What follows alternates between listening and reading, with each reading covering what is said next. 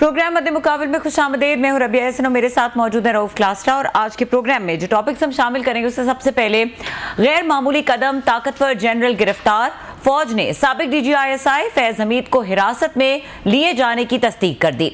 Army act की खिलाफ वर्जी पर फौज के अंदर कड़े एहतसाब का शिकंजा कस दिया गया। कोर्ट मार्शल कार्रवाई का आगाज। फैसल वाडा ने फैज हमीद पर 9 में वाकई में मुलव्विस होने का भी इल्जाम लगा दिया। अहम सियासी मोड़ पर इतनी बड़ी गिरफ्तारी, हालात किस रुख की तरफ बढ़ रहे हैं? फैज हमीद की गिरफ्तारी से बानी PTI पर क्या असरात मुरत्तब होंगे, इसके ऊपर बात करेंगे। इसके अलावा बात करेंगे मौजूदा चीफ जस्टिस को मुमकिन एक्सटेंशन देने का मामला। बानी PTI ने एहतजाज की धमकी दे दी। आर्मी चीफ को मुखातिब करके भी पैगाम दे दिया। फौज से राब्तों की तरदीद। इसके अलावा बात करेंगे नून लीग को कामयाबी, सुप्रीम कोर्ट से बड़ा रिलीफ मिल गया।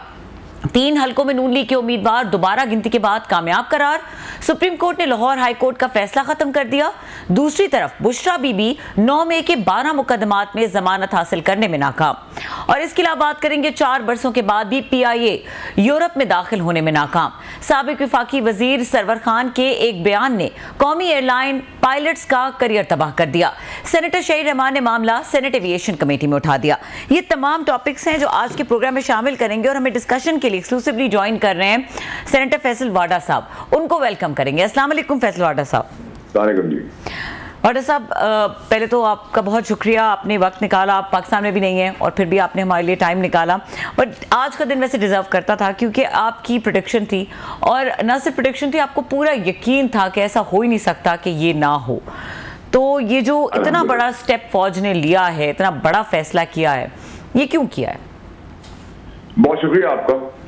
देखिए, सबसे पहले तो आप ही के प्रोग्राम में मैं मुल्क से जब बाहर जा रहा था, मैंने आपसे कहा था कि अगस्त और सितंबर इस्लामाबाद में सर्दियां शुरू होंगी और सियासी गर्म हो जाएगा और मजीद गर्मी आपको और नजर आएगी। नंबर 1। नंबर 2 ये कि देखें, मेरी कन्विक्शन थी, मेरा फेथ था कि ये होगा। ये नजर रखते हुए कि जो आर्मी चीफ आसिम मुनीर साहब है, जनरल साहब, उनका जो पास क्रेडिबल करियर है वो नो नॉनसेंस एटीट्यूड है। पाकिस्तान में उन्होंने साबित कर दिया कि वो मुल्क के चीफ जस्टिस, अपने इदारे के चीफ जस्टिस हैं, और उन्होंने इंसाफ करके दिखाया कि पाकिस्तान पहले है, बाकी कोई भी ताकतवर शख्सियत बाद में है। नंबर 1। नंबर 2 ये कि आज के दिन PTI लावारिस, सियासी तौर पे यतीम, और उसकी कमर सियासी तौर पे टूट गई है। अब आपको इमरान खान साहब गोले गंडे की तरह ठंडे, अलग अलग रंग के शरबत मिठास से भरे हुए मिलेंगे।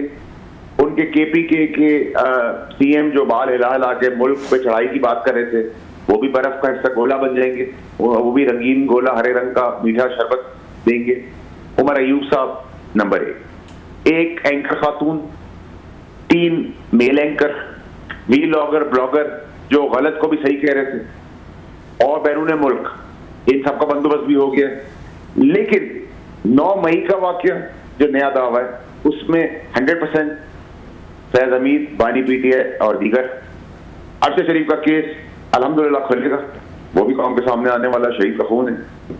धरनों के दौरान, धरनों की वजह, और धरनों के दौरान उनको इमरान खान साहब को जो फोन कर रहे थे, जो आज मुल्क के बाप बने हुए हैं, उनको बड़ा क्लियर एंड लाउड मैसेज चला गया, जो खुद अपने आप को फरिश्ता साबित कर रहे हैं, जुर्मों के अंदर गिरे हुए, शराब कबाबी भी है, शराबी भी है, रिश्वतखोर भी है, जाली डिग्रियां भी हैं, अपने बच्चों के कत्लों को भी छुपा रहे हैं, वो आज फरिश्ते बने हैं। और उनका एहतसाब भी, उन दोनों का एहतसाब भी होगा। तो अगर इतना बड़ा बुत पाकिस्तान में 75 साल की तारीख में जो नहीं हुआ, वो गिर गया है, तो ये क्रेडिट तो आपको आर्मी चीफ को देना पड़ेगा, जनरल आसिम मुनीर साहब को, कि उन्होंने साबित कर दिया कि पाकिस्तान पहले है। तो पाकिस्तान पहले में अगर उन्होंने कहा कि पाकिस्तान है तो मेरा इदारा है, तो वो अगर ये कर सकते हैं प्रेसिडेंट, और ये DGI आम DGI नहीं है, मतलब DGI खुद एक बड़ी चीज होता है पावर के पैवर में, लेकिन फैज हमीद DGI। तो अब तो वो होने जा रहा है जो पाकिस्तान की तकदीर, प्रोडक्टिविटी, प्रोग्रेसिवनेस को रोक नहीं सकता कोई भी। और बानी PTI समेत सब 9 मई के शिकंजे के अंदर क्लियरली, अनडाउटेडली फंस गए। और फैज हमीद के साथ ये पूरा गैंग है, अकेला नहीं है, ये एक गैंग है जिसमें मुनाफिक लोग भी हैं, लीडरशिप भी है, PTI भी है, बानी भी है, जसूद भी है, और जो इनके कंधों पर चढ़ के पाकिस्तान के बाप बने हुए, उनका भी वक्त करीब आ गया। तो एक दफा छटेगा, ये सारी पार्टियां इलाकाई और सूबाई हो जाएंगी। तो मेरे लिए तो आज पाकिस्तान के लिए बहुत इंपॉर्टेंट और जश्न मनाने का दिन है कि हमें एक ऐसा चीफ मिल गया है जो पाकिस्तान SIFC लेके लीड नहीं कर रहा, पाकिस्तान को फ्रंट से लेके लीड कर रहा है। और इसके बीच में जो आएगा उसका मलियामेट कर दिया जाएगा, बुलडोजर चला दिया जाएगा, स्पाइस वाला जो ऊपर भी खड्डा करेगा और नीचे भी खड्डा करेगा। इसमें क्लैरिटी रखें। तो फैसल वाडा साहब, जिस तरह से आप बात कर रहे हैं उससे ये लग रहा है कि आने वाले दिनों में मजीद भी कोई इंपॉर्टेंट डिसीजंस हो सकते हैं। ये भी आप देख रहे हैं आने वाले दिनों में बानी PTI का भी 9 मई का जो मिलिट्री ट्रायल हो सकता है, जो मामला चल रहे हैं इस हवाले से। 100% इसमें अब शुबायत की गुंजाइश बहुत कम है। फिट हो गया है पूरा सेटअप, सिस्टम, प्रोपेगेंडा कैंपेन, मुल्क के साथ बगावत करने का, मुल्क के साथ साजिश करने का, इदारों के साथ साजिश करने का, अदलिया के साथ गेम करने का, क्या कहते हैं, मलाइन करने का, इदारों को नुकसान पहुंचाने का, जमहूरियत को नुकसान पहुंचाने का, सियासत को नुकसान पहुंचाने का, पाकिस्तानियों को नुकसान पहुंचाने का, इंटरनेशनल लॉज के अंदर नुकसान पहुंचाने का सारा शिकंजा गिरफ्त में आ गया है और बिल्कुल खींच दिया गया उसका लीवर। अब कानूनी आईनी तौर पे किसी का बाप भी इसको नहीं रोक सकता। जो इसके बीच में आएगा वो अपना बाप ढूंढेगा, अब वो मुल्क का बाप नहीं बन सकता।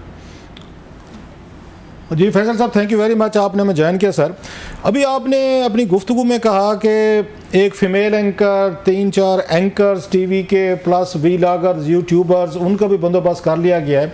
कोई ज़रा बताएंगे कि इस बंदोबस्त से क्या मुराद है सर? कोई किस तरह का बंदोबस्त किया कानूनी तौर पे लॉ पास हो रहा है और उसके लिए अपॉइंटमेंट जो है एक्सपर्ट्स की वो हो चुकी हैं, वो शिकंजा घेरा तंग कर दिया गया है। अब आपको बहुत जगहों पे शहद और दूध और गोला गंडा, बस ये याद रखना है आपने।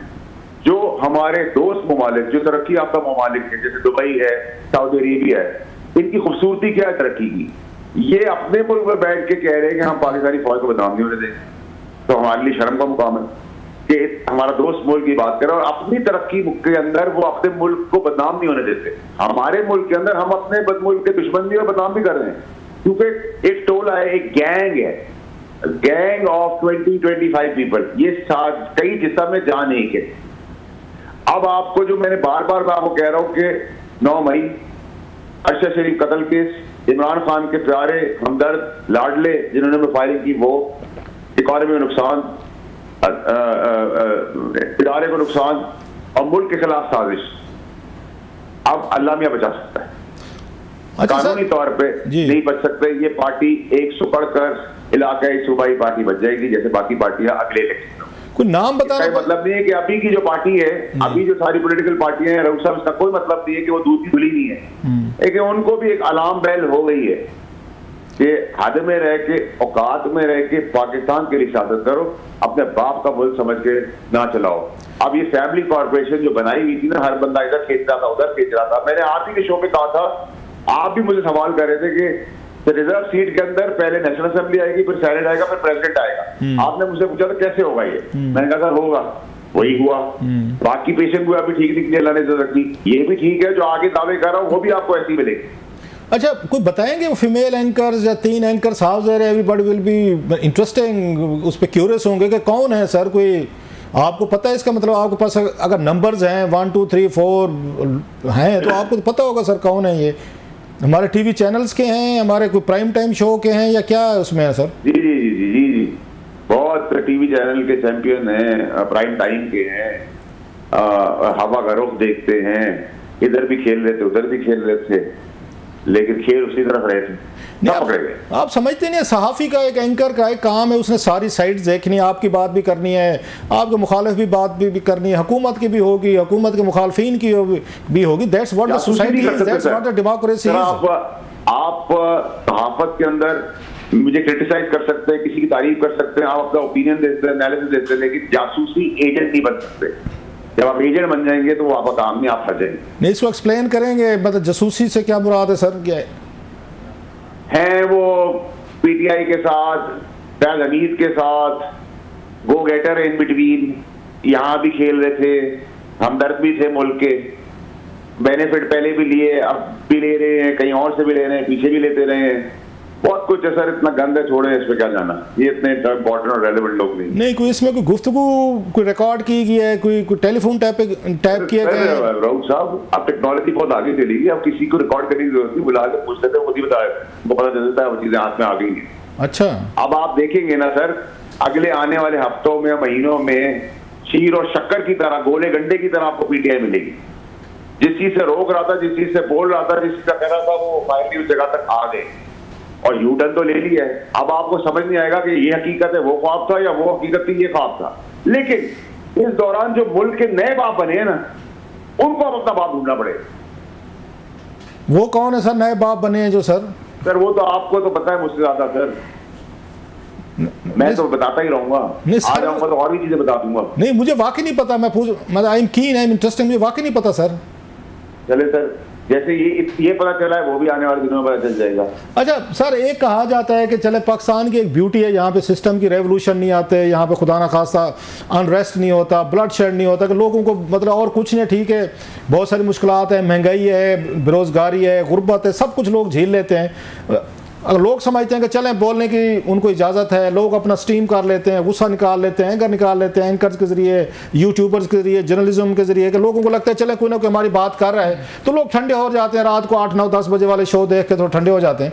आप समझते नहीं इतनी ज़्यादा सख्ती करने से अगर सोसाइटी इतनी वो हो जाएगी, बिल्कुल बोलने की इजाज़त नहीं होगी, बात करने की नहीं होगी, यकदम फटेंगे लोग, ये स्टीम इकट्ठी होती रहेगी। सर बांग्लादेश में ये कुछ हुआ 15 साल के रूल के बाद, वो भी यही करते थे, सख्ती थी, कोई बात नहीं कर सकता था। आप समझते हैं ये मॉडल जरा बैकफायर करेगा काम जो है ना जी सर, वो पाकिस्तान की सड़क पे तो नजर नहीं आएगा, इमारतों में जरूर हो सकता है, ठीक है, इसको यार रोक दे। मैं आपको एक मिसाल देता हूँ, तो भाई हमारा दोस्त और बड़ा प्यारा मुल्क है, इधर बारिश हुई, बारिश हर जगह होती है, लेकिन बारिश का तमाशा बना के लोगों को परेशान कर देने के ऊपर आ गया कि आपको ऐसा करेगा तो उसका कानून निपटेगा। उससे क्या हुआ, और उसके मुल्क की बदनामी नहीं हुई, हर गली, हर मुल्क, हर टीवी चैनल के ऊपर बातें नहीं हुई, ठीक है, मुल्क तरक्की कर रहा है, अल्लाह करे और तरक्की करे। फैसल भाई, इसी तरह हमारी मुल्क की बदनामी के अंदर हम खुद ही शामिल हैं। मैं आपकी सारी बात काट रहा हूँ, उनके सर मॉडल ही डिफरेंट है, वो मनार्कीज हैं, किंगडम्स हैं, वो सऊदीज हों, यूएई, कतर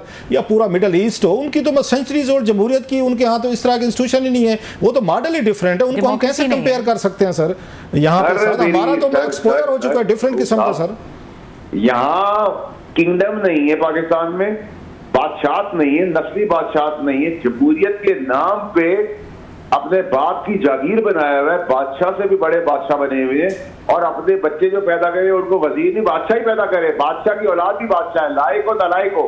तो यहाँ तो अगर आप सिनारियो करें तो ये मॉडल तो ऐसा मॉडल है कि मॉडल देख के आदमी उल्टा हो जाए, और इस मॉडल में बादशाह उल्टा ही हो गया है। तो अब इस पे जो एक्चुअल जमहूरी मॉडल है वो आगे आने वाला है। अच्छा सर, उसकी अब हमें अप्रिसिएशन चीज को देनी पड़ेगी, हम पसंद आए ना पसंद आए।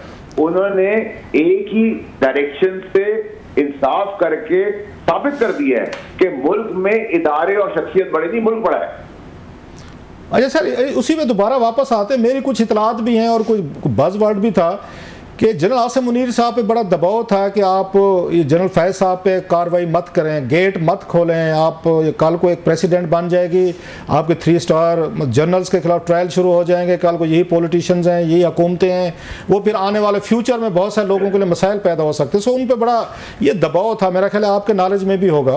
तो अल्टीमेटली ये फैसला उन्हें क्यों करना पड़ा? इट्स नॉट ए पॉपुलर, मेरा ख्याल इतना पॉपुलर फैसला नहीं होगा फौज के अंदर के अपने एक 3 स्टार साबिक एक DG ISI जो है उनको ट्रायल किया जाए, प्रेस रिलीज जारी किया है। कभी प्रेस रिलीज जारी नहीं हुआ। माजी में मैं थोड़ी सी बात हो जाएगी कि माजी में इसी तरह सुप्रीम कोर्ट ने एक आर्डर किया था जनरल असलम बेग और जनरल दुरानी के खिलाफ ISI या अस्कर खान केस में कि आप इनके खिलाफ कार्रवाई करें, 2013 में नहीं हुई थी, कोई ट्रायल नहीं हुआ था, कोई सजाएं नहीं दी गई। अब हम देख रहे हैं कि जनाब के जनरल साहब ने उन्होंने प्रेस रिलीज भी जारी किया और ट्रायल भी हो रहा है सर। तो जनरल साहब पे तो बड़ा दबाव था कि ये आप इस रास्ता ना खोलें, तो फिर क्यों खोला उन्होंने सर रास्ता? ये रघु साहब, मैं जितना समझता हूँ या मेरा एनालिसिस है, आपसे तो मेरा तजुर्बा बहुत कम है सर, लेकिन ये जनरल साहब जो है चीफ आर्मी साहब, एक तो ये प्रेशर लेने वाला आदमी नहीं है, नंबर 1। ये बड़ा स्ट्रेट हेडेड, क्लीन हेडेड, मुल्क को सामने रख के चलने वाला, अब मुल्क पहले है। देखिए, अगर आपने मुल्क के अंदर एक साजिश बगावत के जुमरे में कर दी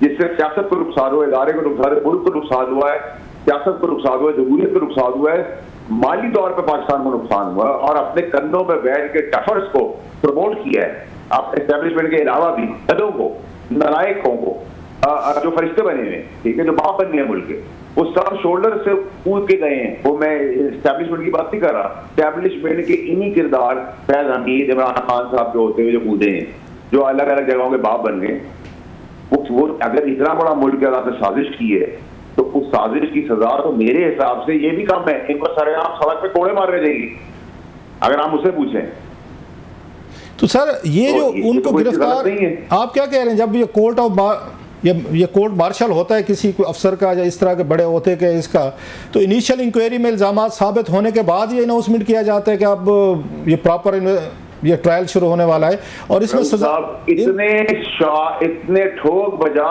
के ब्लैक एंड व्हाइट शवाहिद हैं कि 5 साल के बच्चे को दिखाएंगे तो वो भी मुतमईन हो जाएगा। ये किस तरह के शवाहिद हैं सर, जरा बताएंगे? इसका मतलब है आपके नॉलेज में है सर, किस तरह के शवाहिद हैं सर? देखिए अरुण साहब, ये इदारा अपनी मेरिट क्रेडेंशियल अपने जस्टिस सिस्टम पे खड़ा है, लेकिन इत्तफाकन अब जो चीफ आए मौजूदा जनरल आसिम मुनीर साहब, वो प्रैक्टिकली पाकिस्तान को अपने इदारे से बड़ा मानते भी है, समझते भी और चाहते भी। तो पाकिस्तान है तो इदारा है, और इतनी बड़ी साजिश और गलती पाकिस्तान के बाकी किसी आमिर ने भी नहीं की है।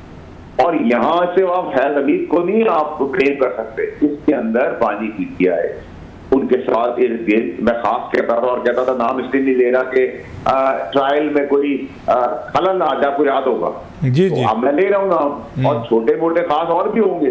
वो जो अरशद शरीफ का केस है, वो ऐसी थोड़ी केस है कि एक मर्डर हो गया है।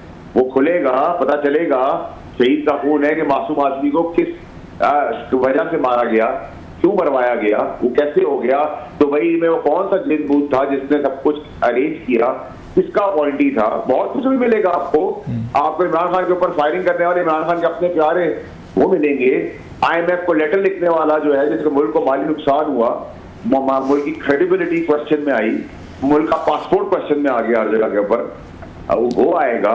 धरने का रीजन आएगा, धरने के दौरान जो इमरान खान को फोन करते रहे उनके नाम आएंगे, उन फरिश्तों के नाम आएंगे जो डाली डिग्रियों में है, उन फरिश्तों के नाम आएंगे जो शबाबी कबाबी है, उनकी वीडियोज आएंगी, और जो करप्शन में है, जिनके बच्चे करप्शन में है, वो फरिश्ते जिनके बच्चे कत्ल व गारत के अंदर हैं, और वो अपनी जगह पे बैठ के उसको संभाल रहे। तो पाकिस्तान में तो बहुत सारे प्रेसिडेंट, ये किसी मुल्क की बात बता रहे हैं फैसल साहब, आप सही सिंध पे चलने जा रहे हैं। आप ये जो बातें कह रहे हैं किसी मुल्क की बता रहे हैं या वाइल्ड वेस्ट की बता रहे हैं? ये तो वेस्टर्न मूवीज जो होते हैं, वो काउबॉयज वाली वेस्टर्न टाउन, बॉर्डर टाउन, ये तो उस तरह की बातें हैं कि जिस तरह के आपने गिने हैं, ये फलां लोग इस तरह कर रहे हैं।